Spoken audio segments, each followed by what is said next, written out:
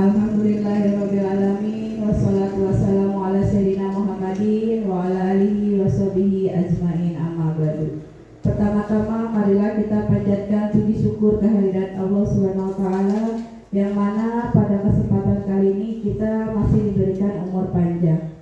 Salawat dan salam marilah kita curahkan kepada baginda alam Habibana wa Nabiyana Muhammad sallallahu alaihi wasallam beserta keluarganya, sahabatnya, dan mudah-mudahan sampai kepada kita selaku umatnya. Yang saya hormati Kepala Sekolah SDN Kiara 3 yang telah memberikan waktunya kepada saya untuk melakukan diseminasi budaya positif. Yang saya hormati Bapak Ibu Guru dari Kiara 3, tuan rumah dari Kiara 1, Kiara 2, Bayrullah, terima kasih atas kehadirannya. Di sini saya akan berbagi ya Bu. Saya selama kurang lebih 1 bulan itu mengikuti program guru penggerak, di mana baru masuk modul 1 ya, dan sekarang sudah 1.4. Di sini bukannya saya untuk menggurui ya Bu, saya percaya Ibu Bapak pasti lebih dari saya, lebih mengerti. Saya cuma menyampaikan saja apa yang telah saya terima selama 1 bulan ini. Di sini yang mana sekarang itu masuk ke modul 1.4 dan saya disuruh membuat aksi nyata tentang diseminasi modul 1.4 yaitu budaya positif.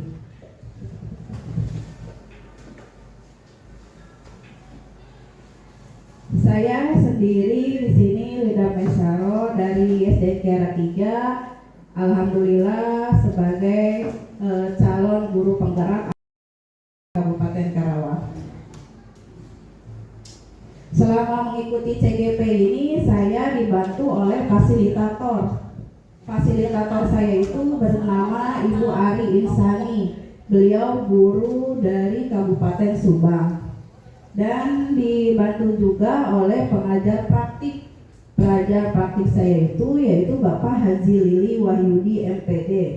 Beliau kepala sekolah SD Banyusari kalau tidak salah ya Bu.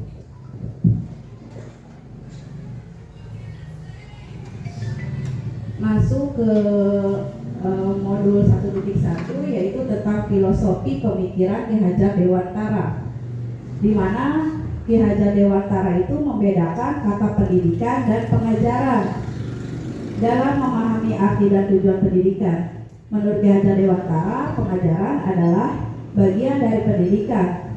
Pengajaran merupakan proses pendidikan dalam memberi ilmu atau berfaedah untuk kecakapan hidup anak secara lahir dan batin.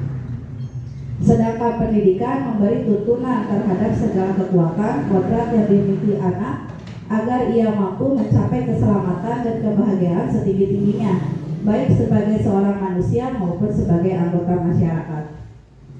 Di sini saya mau menanyakan, apakah yang dilakukan Ibu Bapak sesuai dengan filosofi Ki Hajar Dewantara selama mengajar? Apa Bapak dan Ibu sebagai pengajar atau sebagai apa? Pendidik? Kira-kira yang sering Ibu lakukan? Dua-duanya.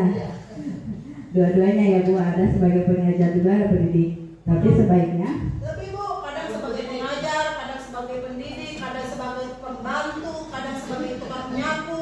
Oh, dan multi talenta, multi fungsi. Iya betul ya. Kita sebagai guru itu jangan terfokus ngajar terus ya. Kita harus mempunyai skill yang lain. Bisa jadi tukang baris.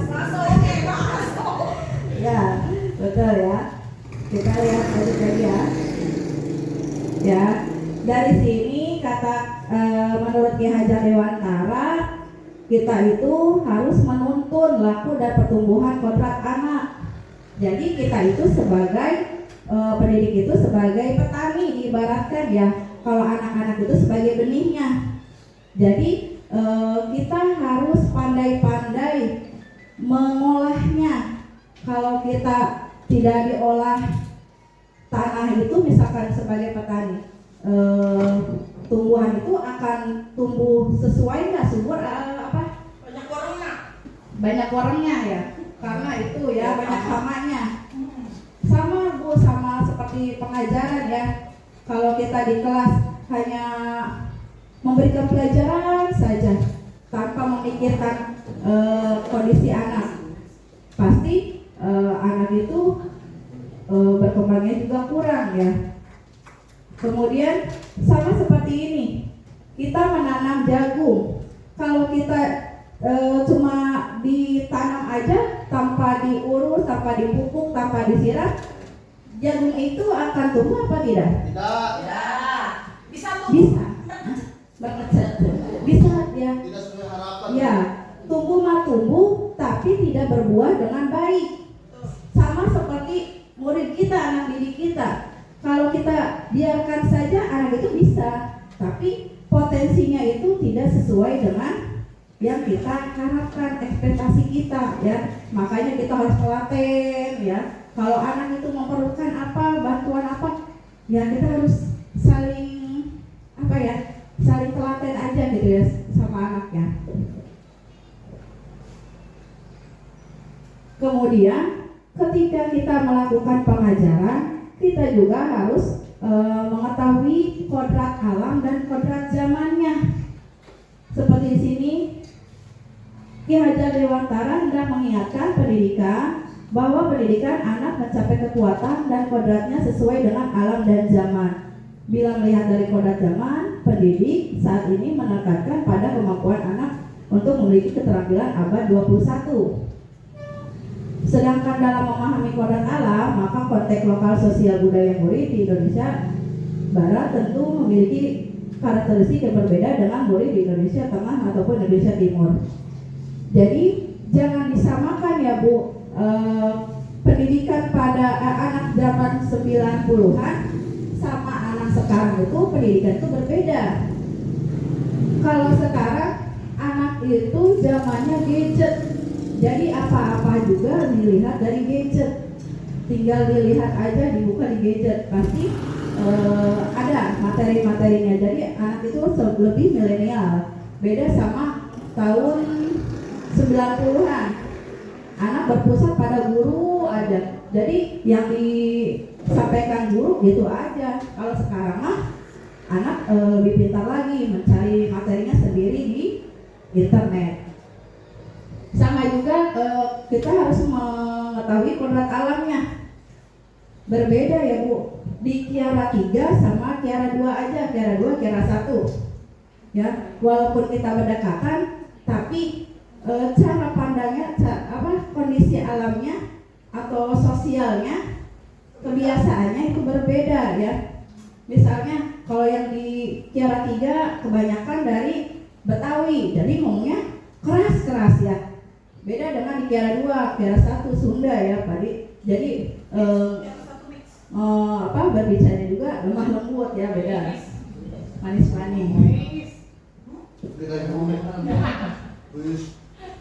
Baik, di sini saya akan menyampaikan budaya positif, yang mana yang pertama disiplin positif dan nilai-nilai kebajikan universal, yang kedua teori motivasi, hukuman dan penghargaan restitusi, ketiga keyakinan kelas, keempat kebutuhan dasar manusia dan dunia berkualitas, kelima restitusi 5 posisi kontrol, dan keenam restitusi segitiga restitusi. Apa sih Bu ini tuh? Nanti kita jabarkan ya. Oke, sebelum masuk ke materi, supaya tidak terlalu tegang ya, kita bermain cobalah buka. Di sini sudah berdua ya. Nah, cuma Pak Yusuf sama Pak Umar ya. Garong.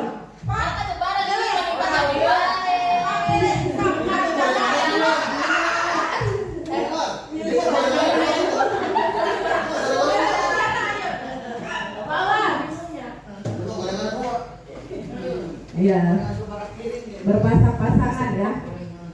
Cobalah buka. Tugasnya saling bergiliran ya.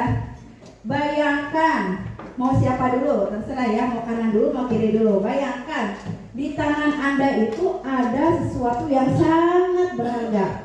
Walaupun dibujuk, dirayu, diiming-imingi, bahkan dikata-katain dan diancam sekalipun, Bapak dan Ibu tidak mau membukanya. Kekeh. Siap? Bu, di depan aja, Bu. Di depan? Siapa?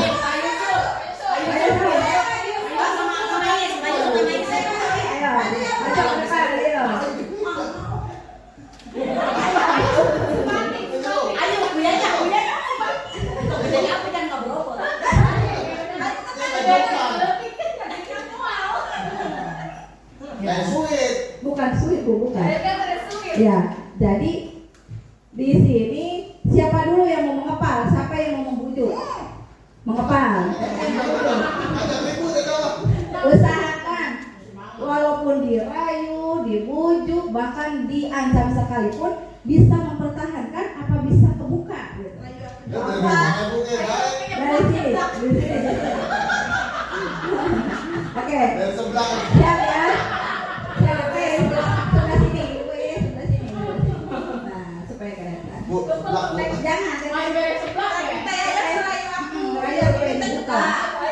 Jangan mau banget dirayu. Coba dengan cara seperti apa supaya kepalanya itu kebuka?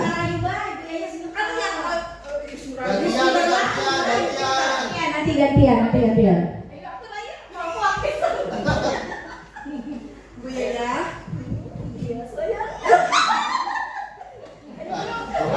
Bahaya ya.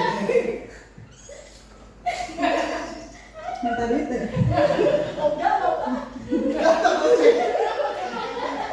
Tambahan deh. Transfer.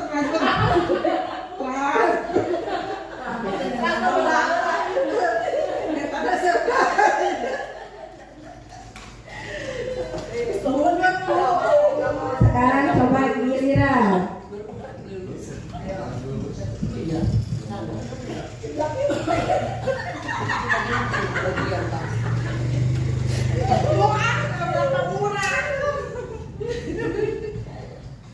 Usahakan supaya kebuka. Ya, aku ngajak pulang dia.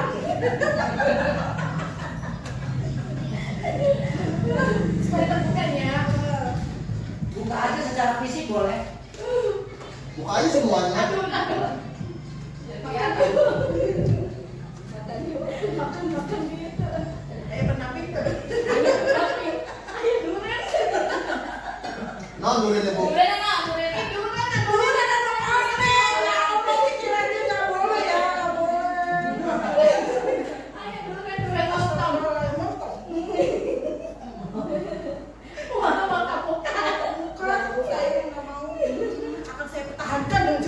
Oke, terima kasih.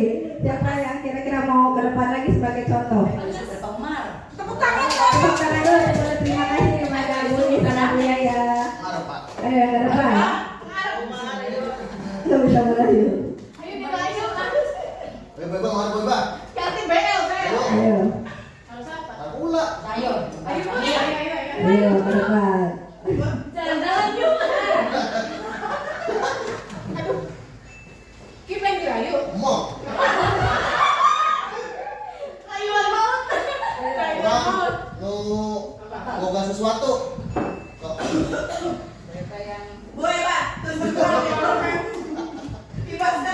Apa sih? Ini sesuatu yang paling berharga. Minta dong. Enggak boleh. Minta. Enggak boleh. Kok maksa sih? Enggak, ada yang sebelah. Ada yang bakso. Jalan-jalan. Enggak mau jalan-jalan. Jalan-jalan. Enggak mau. Kemana dulu? Kopi lah. Enggak mau, takut.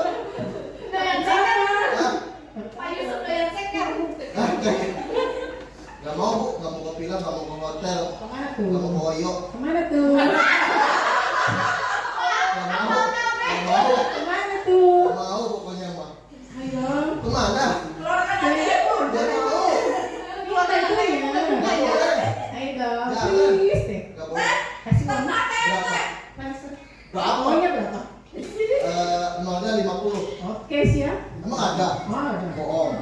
aja sendiri.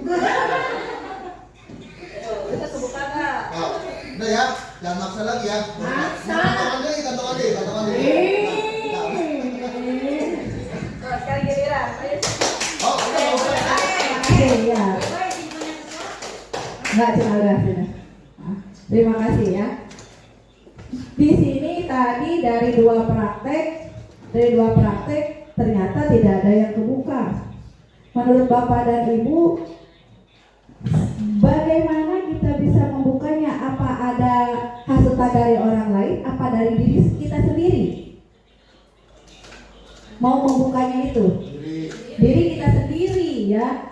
Yang memegang kontrol kita itu yang kita sendiri, bukan orang lain. Yang ada dalam diri kita ya. Dalam diri kita itu ekstrinsik ya. Nah. Di sini ada teori kontrol dan stimulus respon. Kita masuk ke teori kontrol aja. Realitanya itu kita itu berbeda, tidak sama, satu sama lain itu tidak sama ya, mempunyai kebutuhan yang berbeda. Setiap orang memiliki gambaran yang berbeda. Tidak semua orang itu sama pemikirannya, sama tujuannya, pasti mempunyai tujuan yang berbeda. Kita berusaha pandang orang lain tentang dunia. Semua perilaku memiliki tujuan. Tadi ada yang memegang dan ada yang menyuruh membuka. Satu sama lain itu mempunyai tujuan masing-masing ya. Anda tidak bisa mengontrol orang lain, betul ya, tidak bisa mengontrol orang lain, karena yang bisa mengontrol diri kita itu ya diri kita sendiri, bukan orang lain. Kolaborasi menciptakan pilihan-pilihan baru dan model berpikir menang kalah. Masuk ke disiplin positif. Disiplin positif merupakan pendekatan mendidik anak untuk membentuk kontrol diri dan pembentukan kepercayaan diri, sehingga mereka bisa berperilaku dengan mengacu pada nilai-nilai kebajikan universal dan motivasi intrinsik bukan ekstrinsik. Jadi dalam diri kita, bukan dari luar. Ki Hajar Dewantara maupun Dian Gosen, di mana kedua pakar pendidikan mengartikan disiplin sebagai kontrol diri, yaitu belajar untuk kontrol diri agar mencapai suatu tujuan mulia. Tujuan mulia di sini mengacu pada nilai-nilai atau prinsip-prinsip mulia yang dianut seseorang. Kita dinamakan nilai-nilai tersebut sebagai nilai-nilai kebajikan yang universal. Nah, di sini ada profil pelajar Pancasila dan ada 9 karakter. Yang mana sudah pada tahu ya, yang kita pakai itu di sekolah itu sekarang profil pelajar Pancasila. Ada nyanyiannya. Apa? Udah apa, Bu? Yang apa? Ayo. Bareng-bareng apa kita? Apa? Apa? Ayo bareng-bareng. 1, 2, 3. Pelajar Pancasila beriman dan bertakwa pada Tuhan Yang Esa dan berakhlak mulia, mandiri dengan global, meroyongkan diri, kreatif dan bernalar kritis. Ini tadi kebalik ya. Terima kasih. Ya, yang sering kita pakai itu supaya anak memiliki tujuannya itu kita sering pakai profil pelajar Pancasila ya. Sedangkan di sini juga ada 9 pilihan karakter, tapi ini kita tidak pakai di sekolah. Di sini ada teori motivasi, hukuman, dan penghargaan. Dian Gosen dalam bukunya Restitusi School Disiplin menyatakan ada 3 motivasi perilaku manusia. Kira-kira motivasi apa yang sering Anda tuju ketika melakukan sesuatu? Apa untuk menghindari ketidaknyamanan atau hukuman atau mendapatkan imbalan? Atau apa yang sering dilakukan di kehidupan sehari-hari biasanya? Imbalan, Bu. Imbalan? Ya. Duit? Iya. Mau kalau ada imbalannya. Selalu ada hadiah. Ya, tapi di sini sama ya seperti di Anderson ya, yang ada 3 motivasi perilaku manusia. Yang pertama untuk menghindari ketidaknyamanan atau hukuman, untuk mendapatkan imbalan atau penghargaan dari orang lain, dan 3 untuk menjadi orang yang mereka inginkan dan menghargai diri sendiri dengan nilai-nilai yang mereka percaya. Ketiga ini yang paling cocok itu yang apa? Yang ketiga ya? Yang ketiga, karena kita sesuai dengan kewajiban kita ya, menghargai diri sendiri. Hukuman dan penghargaan. Mungkin udah kita sering dengar ya, hukuman dan penghargaan. Hukuman dan penghargaan itu di mana hukuman adalah bentuk pengendalian perilaku seseorang yang bersifat memaksa dan menyakitkan dengan menciptakan identitas gagal. Contohnya seperti kalau anak datang terlambat, pasti udah anak belum masuk ke kelas, gurunya langsung ke depan pintu langsung ngomong, kamu terlambat lagi, sambil tunjuk-tunjuk. Padahal itu salah ya Bu ya, itu pasti akan berdampak pada psikologis anak, jadi anak merasa gagal. Penghargaan adalah bentuk pengendalian perilaku seseorang dengan suatu benda atau peristiwa yang diinginkan, yang dibuat dengan persyaratan hanya dengan Anda melakukan hal ini maka Anda akan mendapatkan penghargaan yang diinginkan. Jadi kalau misalkan kamu nanti ranking 1 ayah kasih mainan, atau nanti kalau kamu ranking 1 ayah ajak jalan-jalan, seperti itu ya. Padahal itu juga harusnya jangan sering dilakukan ya Bu, karena dampaknya itu kurang baik ke masa depan anaknya. Di sini ada hukuman, konsekuensi, dan restitusi. Kalau hukuman itu bersifat tidak terencana atau tiba-tiba, anak atau murid tidak tahu apa yang akan terjadi dan tidak dilibatkan. Jadi kalau hukuman itu hanya gurunya aja yang tahu ya, tanpa melibatkan muridnya. Sedangkan konsekuensi bersifat terencana atau sudah disepakati, sudah dibahas dan disetujui oleh murid dan guru. Jadi sudah ada kesepakatan bersama dengan muridnya. Dan yang ketiga adalah restitusi. Restitusi adalah proses menciptakan kondisi bagi murid untuk memperbaiki kesalahan mereka, sehingga mereka bisa kembali pada kelompok mereka dengan karakter yang lebih kuat. Restitusi juga merupakan proses kolaboratif yang mengajarkan murid mencari solusi untuk masalah mereka dan membantu murid berpikir tentang seseorang seperti apa yang mereka inginkan dan bagaimana mereka harus memperlakukan orang lain. Dari ketiga ini, mana yang cocok untuk anak sekarang?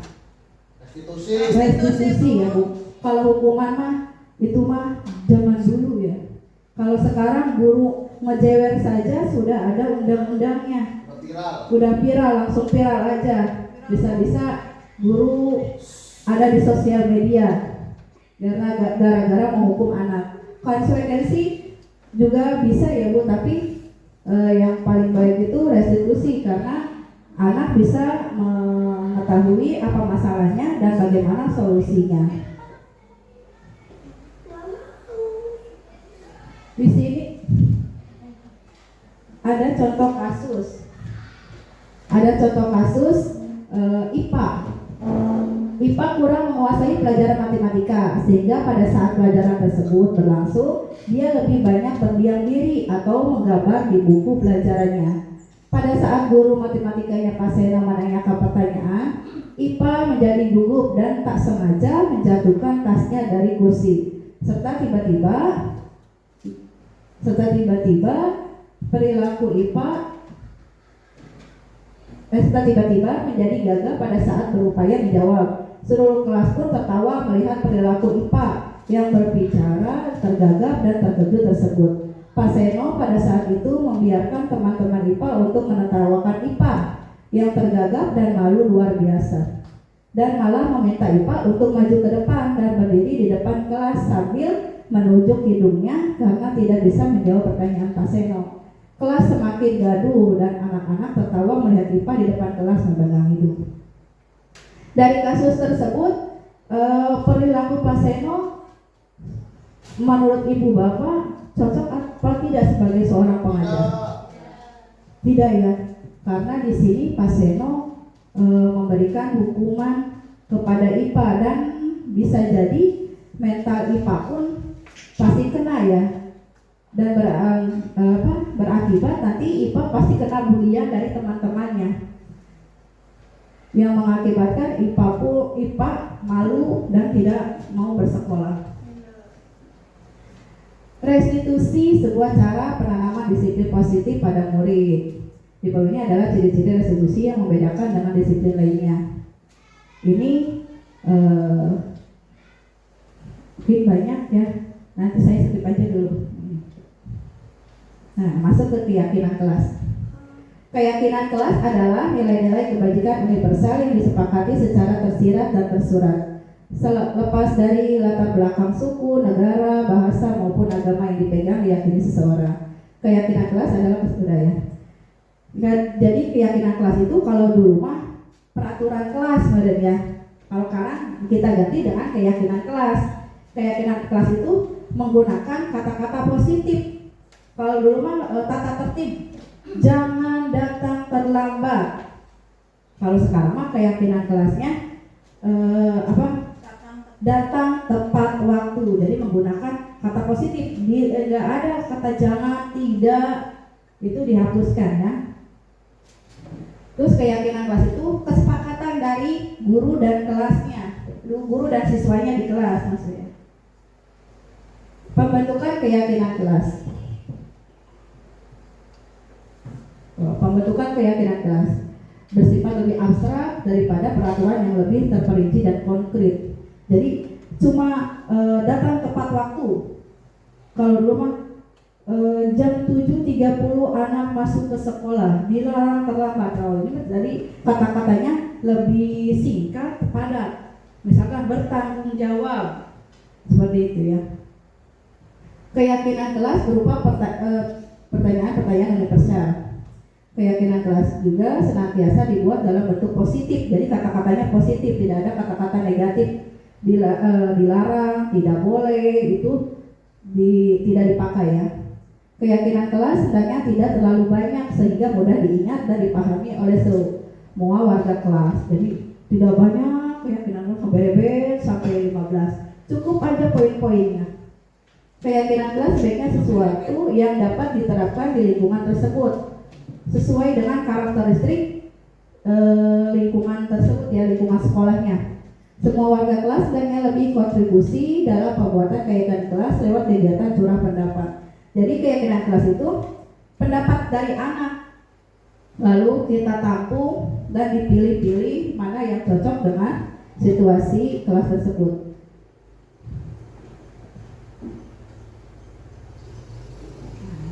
Di sini ada kegiatan pendalaman keyakinan kelas. Tampak seperti, tidak tampak seperti. Jujur, tampak sepertinya jujur, tidak tampak sepertinya suka berbohong. Terus meminta izin sebelum meminjam barang teman, tidak tampaknya mengambil barang teman tanpa izin, dan seterusnya ya, masih banyak. Tugas guru dan murid. Tugas guru mendidik dan mengajar, mengelola kelas menjadi teladan bagi murid, merencanakan pembelajaran, gitu ya. Itu harusnya spasi ke bawah ya, maaf. Mengevaluasi pembelajaran, mengemas pembelajaran dengan menarik, membimbing dan mengarahkan murid melaksanakan refleksi.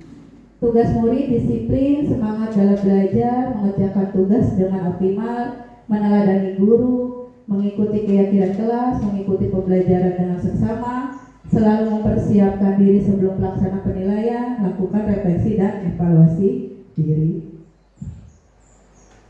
Bukan tugas guru, bukan tugas murid juga ya. Tugas guru bukan berkata kasar. Sebaiknya kita di dalam kelas itu jangan menggunakan kata-kata yang kasar, menyakiti murid, memaksa murid belajar, membandingkan antara murid, terus mempermalukan murid di depan kelas, merapikan barang murid, mengikuti semua keinginan murid. Itu bukan tugas guru. Tugas murid bukan, berarti ini bukan tugas murid juga berkata kasar sama melakukan bullying, menyakiti orang lain, merusak barang orang lain, mengeluh, malas belajar, mengerjakan tugas asal-asalan. Nah, di sini saya kemarin membuat keyakinan kelas bersama murid-murid saya di kelas ya. Kebetulan saya kelas 4, keyakinan kelas 4 SDN Negeri Kidal 3. Yang pertama, ketuk pintu dan beri salam sebelum masuk, bersikap jujur, bertanggung jawab, saling menghargai, ramah, sopan, dan peduli menyimak dengan baik. Jadi ketika anak tidak melanggar ya, tidak mematuhi keyakinan kelas itu, kita kembalikan lagi kepada anak. Kamu kan sudah membuat keyakinan kelas yang sudah kita sepakati, kok kamu tidak menjalankannya? Jadi anak itu berpikir lagi atas kesalahan-kesalahannya. Di sini ada kebutuhan dasar manusia. Menurut Dr. William Glasser dalam Koistoid, setiap tindakan seseorang adalah untuk memenuhi kebutuhan dasar, yaitu bertahan hidup, kasih sayang dan rasa yang terima, kebebasan, kesenangan, penguasaan. Bapak Ibu mungkin sering ya di sekolah-sekolahnya atau di kelasnya ada anak yang lagi diam saja, tiba-tiba yang di belakang Noel, kalau enggak ngejitak atau enggak menyubit. Ya, seperti Pak Yusuf katanya. Dari situ kira-kira anak itu masuk ke mana ya? Bertahan hidup, kasih sayang dan rasa terima, kebebasan, kesenangan atau penguasaan? Kesenangan. Mungkin dia bosan. Ya. Jadi dia mencari alternatif sendiri dengan menyenggol temannya. Mungkin juga kasih sayang dan rasa yang diterima. Mungkin dia kurang kasih sayang, jadi ingin diperhatikan dan disayang oleh orang lain. Ya, caper. Ya, jadi dia caper. Kalau dia Noel berarti temannya itu akan menoleh tetap ke dia ya. Jadi dia tersendiri. Jadi dia butuh kasih sayang. Batu perhatian dan kasih sayang. Masuk ke 5 posisi kontrol. Di sini ada penghukum, pembuat rasa bersalah, teman, pemantau, manajer. Kira-kira di kelas ibu sebagai apa? Sebagai guru, Bu. Sebagai guru ya. Sebagai gurunya itu masuk ke posisi kontrol yang keberapa? Yang sering dilakukan. Bisa semuanya sebagai guru, cuman mungkin kita lebih cocoknya kemana kali ya? Kalau Keseringan aja, keseringan di sekolah, di kelas. Saya mau curhat, Bu. Ya, Depan, Bu, silakan. depan, Bu. Depan. Oke. Mau curhat.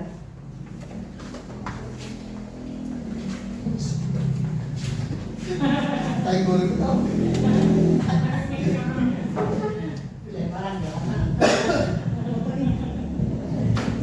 Aku potong.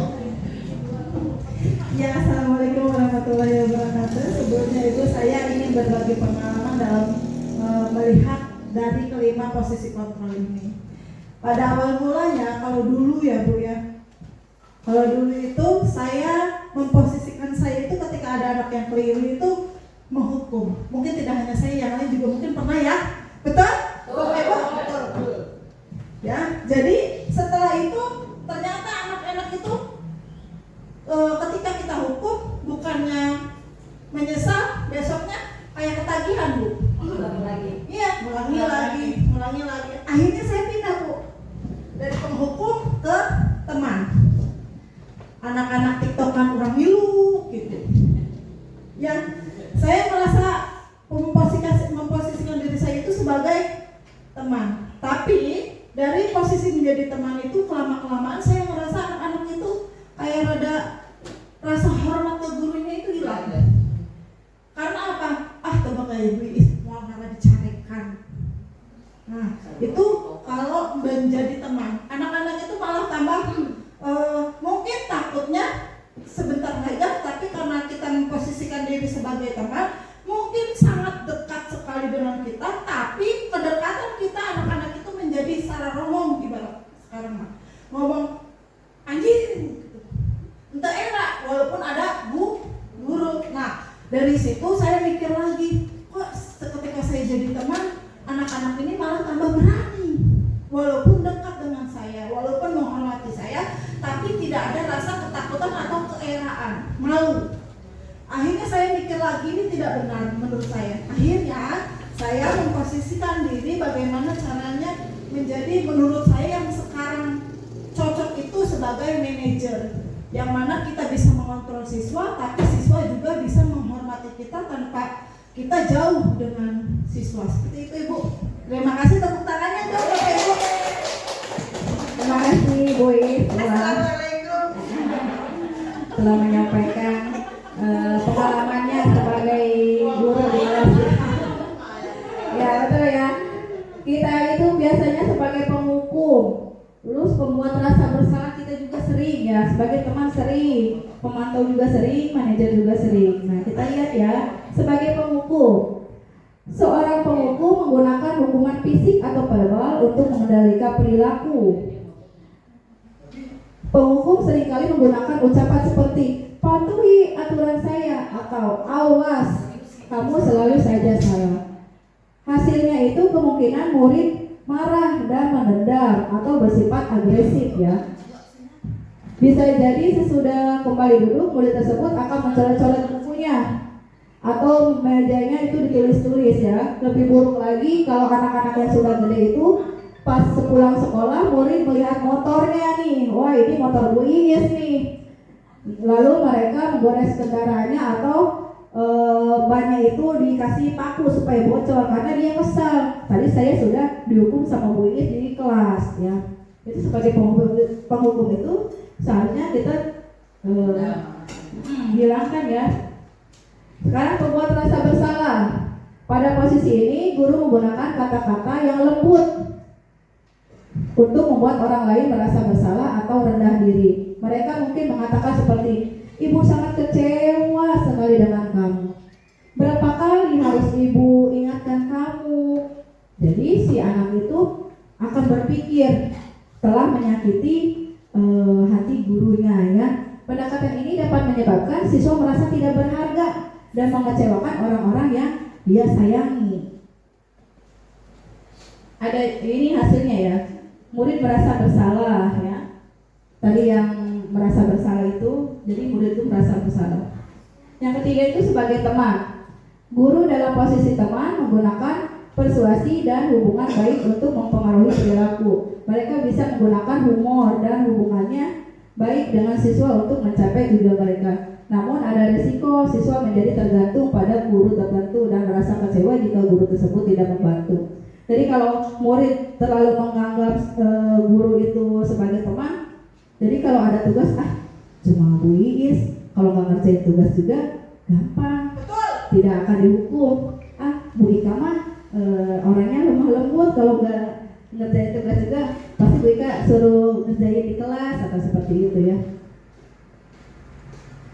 Ada juga sebagai pemantau.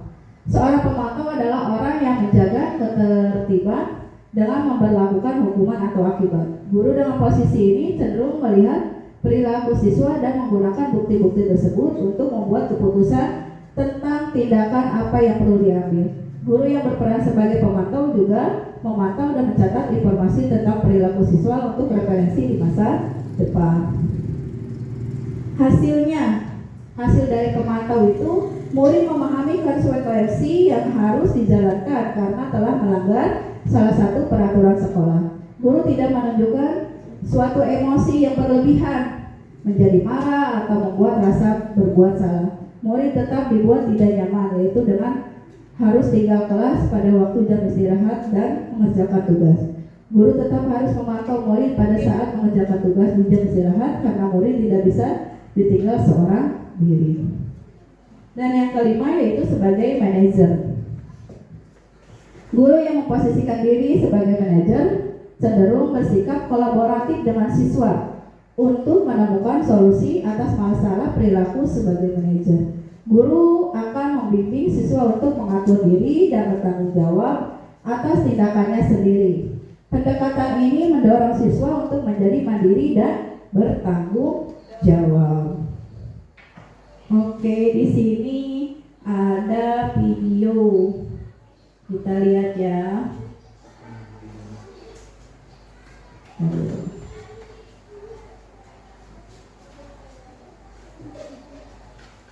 So what is ClickUp? ClickUp is an all-in-one productivity software where you can manage everything and anything related to your work, your documents, your check.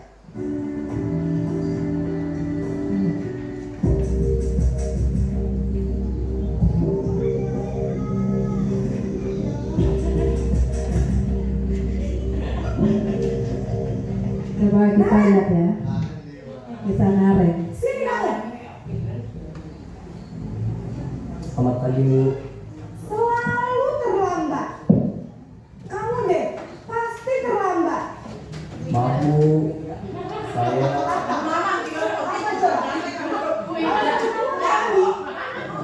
Kapan sih kamu tidak terlambat? Kata Naren dulu. Lama sekali ya menjadi anak. saya Dasar pemalas. Gak kapok-kapok sih kamu. Sudah berapa kali terlambat? Sana, kamu keliling lapangan basket 2 kali. kenapa saya harus keliling lapangan basket, Bu? Kenapa? Kamu melawan ibu. Berani-beraninya jawab. Sudah terlambat, masih berani jawab pula. Sekarang keliling lapangan basket 5 kali sekalian, biar kapok. Cepat, pergi sana ke lapangan basket.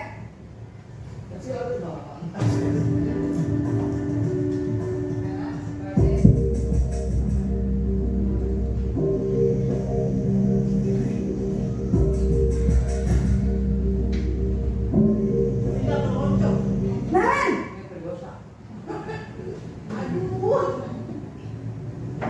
Selamat pagi, Bu. Naren, kamu kenapa terlambat lagi, nak? Ya Tuhan, Naren, kamu senang ya bikin ibu susah ya? Kalau kamu terlambat lagi, nanti ibu yang ditegur bapak kepala sekolah, nak. Disangka ibu tidak bisa membina kamu. Duh, gimana ini? Maaf, Bu. Duh, Gusti Naren, kamu suka ya kalau ibu tegur bapak kepala sekolah? Terus, sekarang ibu harus tulis apa ini di buku absen? Ini kamu sudah sering terlambat loh. Ibu harus apa coba?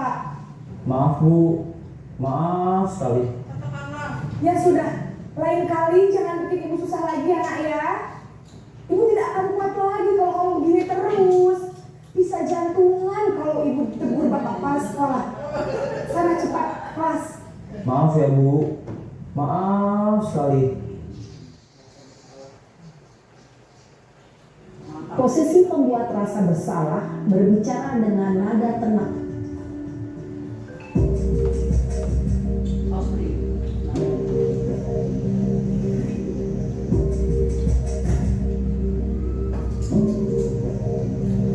Naren,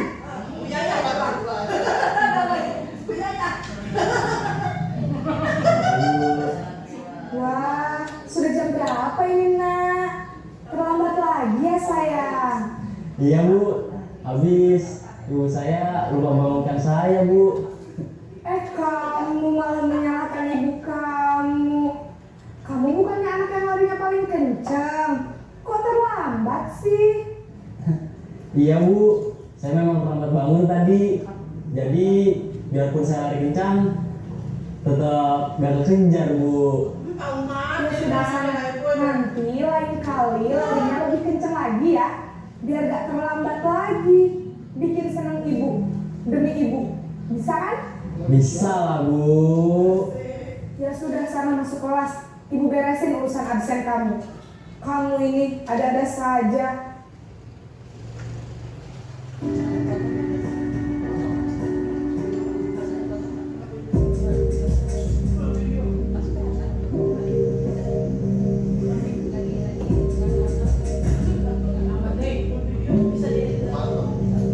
Naren, Naren jiwa. Selamat pagi, Bu. Naren, apa peraturan sekolah kita tentang jam berapa kita harus masuk sekolah, nak? Kita harus di sekolah jam 7, Bu. Iya betul, sekarang sudah jam 7.20. Naren sudah tahu konsekuensinya jika terlambat hadir. Paham, Bu. Saya harus tinggal kelas pas jam istirahat selama 20 menit. Iya benar, konsekuensinya demikian. Jadi nanti jam 9.30 pas istirahat, kamu harus tinggal di kelas, kerjakan tugas tambahan untuk ketertinggalan kamu, ya? Baik Bu.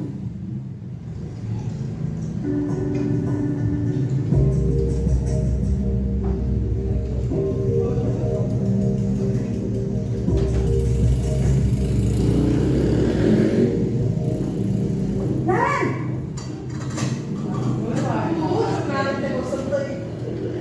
Selamat pagi Bu. Selamat pagi Naren. Maaf Bu, saya terlambat. Iya, sekolah masuknya jam 7, sekarang sudah jam 7.20. Jadi sekarang bagaimana ini Naren? Maaf Bu, saya lupa setel alarm saya semalam. Baiklah, menurut kamu, keyakinan sekolah yang mana yang perlu kamu tingkatkan? Menghargai diri sendiri dan orang lain mungkin ya Bu. Setuju.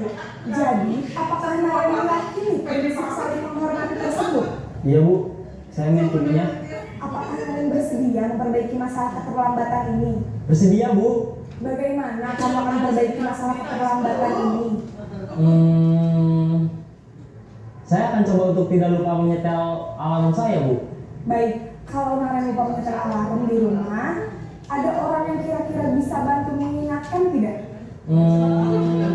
Ada Bu, kakak saya, Kak Emma. Ada lagi selain Kak Emma?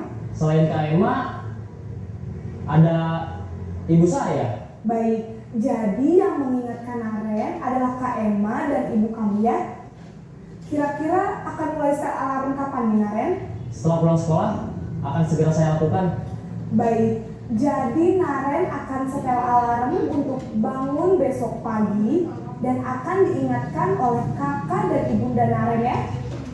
Ada lagi yang mungkin perlu dilakukan Naren agar tidak terlambat bangun lagi? Tidak ada Bu. Baik Naren, terima kasih untuk kerjasama kamu. Sekarang kamu perlu kembali ke kelas untuk belajar. Baik Bu, terima kasih.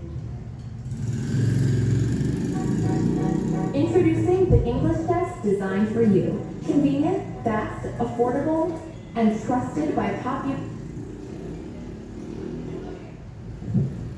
Setelah menyimak video tadi, semuanya pernah kita lakukan ya? Pernah. Dari sebagai penghukum sampai manajer. Di sini juga, kemarin saya juga melaksanakan itu ya posisi kontrol di kelas ya. Mungkin tidak sebagus video yang tadi ya. Cuma ini simulasi gitu. Ada masalah-masalah, silakan dulu.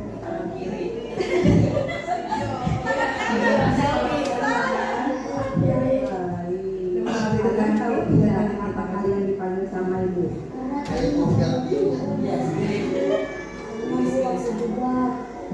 Kenapa kalian melakukannya?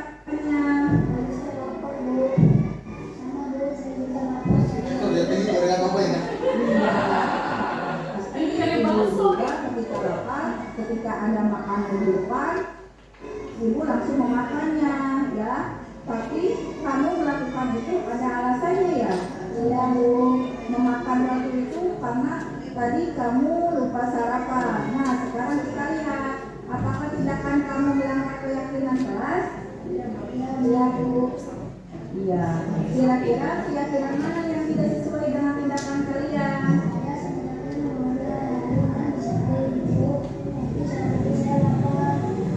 Kalian meyakini tidak menghargai orang lain dan disiplin itu penting? Berarti jadi bagus, yakin Bu. Kita harus saling menghargai, disiplin, menghargai guru sedang mengajar, mendengarkan perintahnya. Kalian bersedia memperbaiki masalah ini? Iya, bersedia Bu. Kalau kamu mau memperbaiki masalah ini, kamu mau menjadi orang yang seperti apa? Menurut kalian bagaimana rasanya kalau kita menghargai orang lain? Bangga Bu. Bangga, ya betul ya. Baiklah, kalau begitu apa yang kalian lakukan untuk menyelesaikan masalah ini? Kan tadi katanya kesiangan tidak sempat sarapan.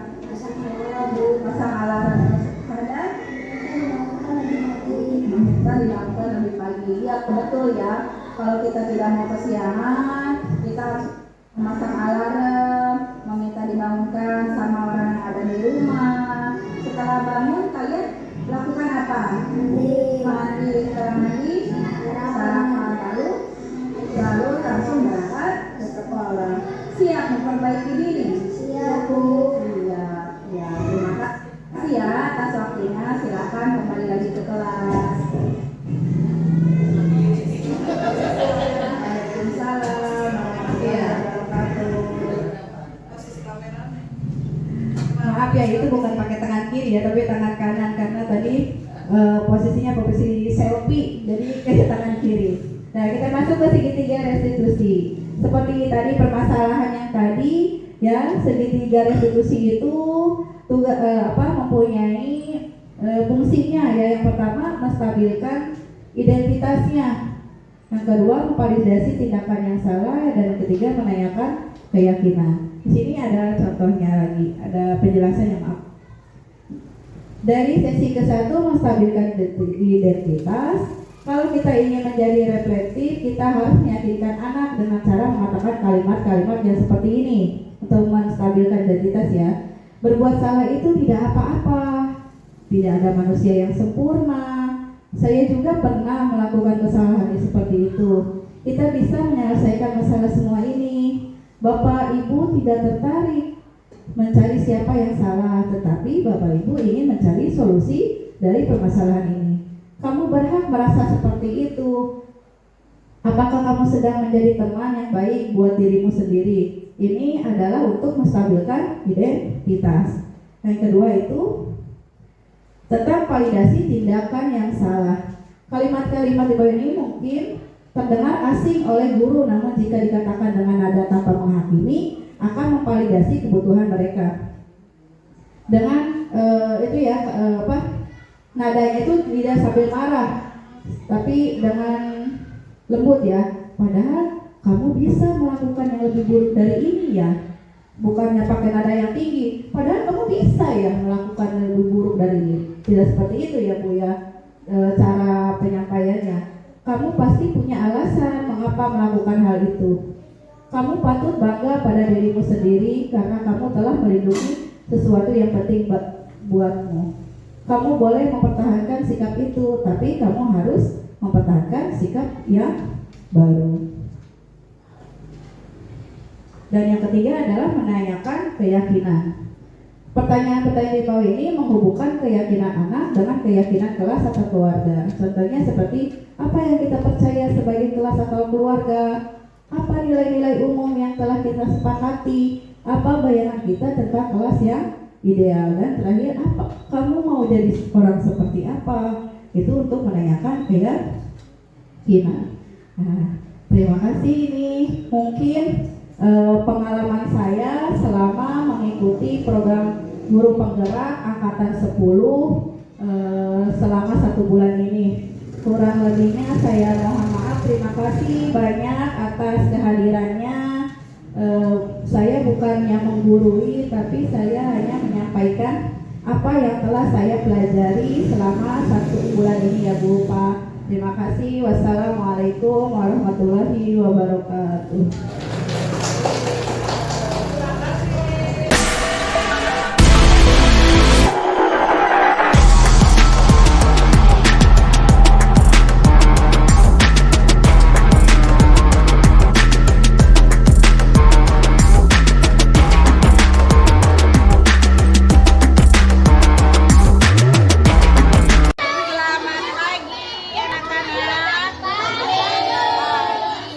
Sebelum masuk seperti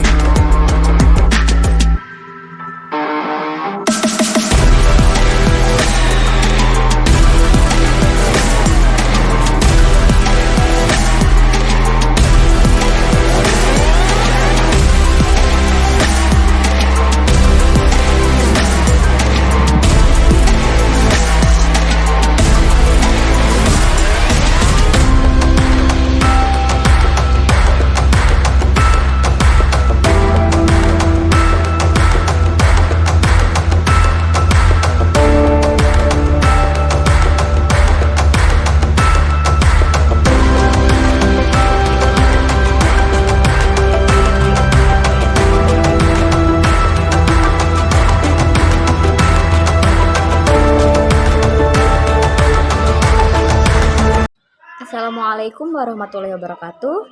Saya Rika Fathul Barkah. Saya guru di SDN Kiara 3 sebagai wali kelas 6.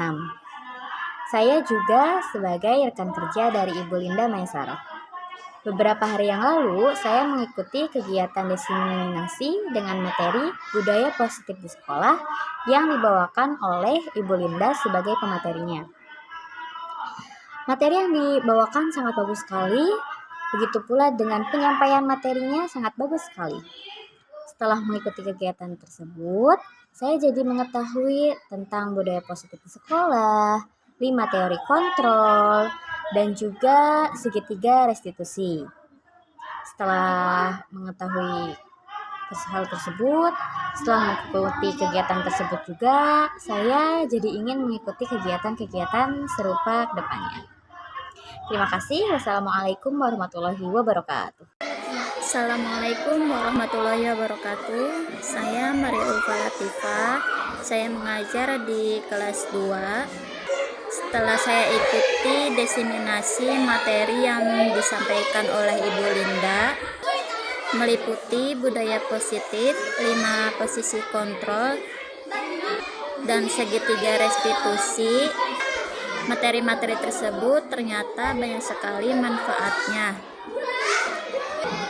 dalam pembelajaran, sehingga keberpihakan terhadap murid tersebut menjadi lebih tercapai lagi oleh seorang guru, sehingga murid berkembang dan sesuai dengan kodratnya.